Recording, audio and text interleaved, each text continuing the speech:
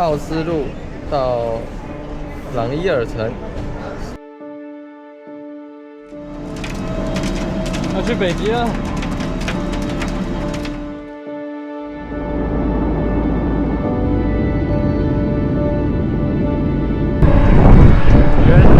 北极的感觉。下午2点。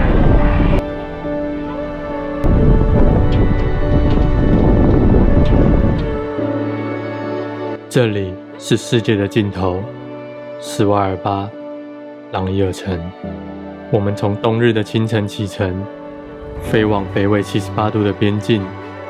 在这里，时间的节奏变得缓慢。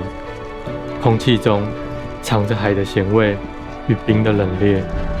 朗伊尔城也许是世界最孤独的小镇，这里的人们与极夜共舞，与北极熊共存。我们学会用脚步丈量极境，用目光阅读雪的纹理。进入北极荒野，像是走进另一个星球。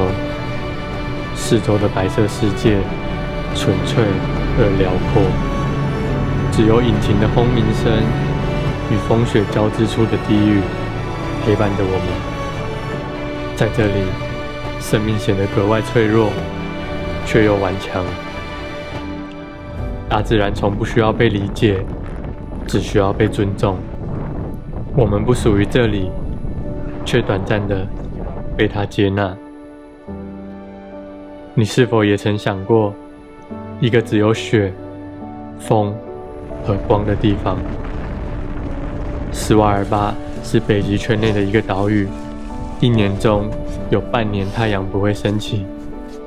但那天，我们在极夜与曙光之间，找到了无需言语的感动。傍晚的天慢慢转成一种淡蓝色，不是日落的金黄，也不是夜晚的黑，是一种只有在这里才独有的蓝。朗伊尔城小而完整，有超市、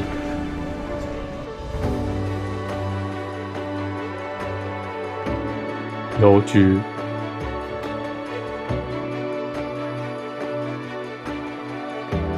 博物馆。这里没有红绿灯，却有北极熊的警告标志。在岛的深处，承载着人类未来的全球种子库，埋藏着地球的备份，等着被需要的那天。北极不是遥远，而是陌生。这不只是一次旅行体验，而是一场心灵的洗涤，是我们与极境与辽阔的一次相遇。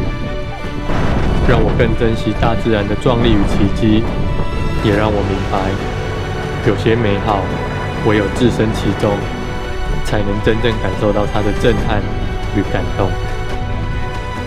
我们离开时没有带走什么，却留下了一部分的自己。斯瓦尔巴不常被提起，但我们永远不会忘记。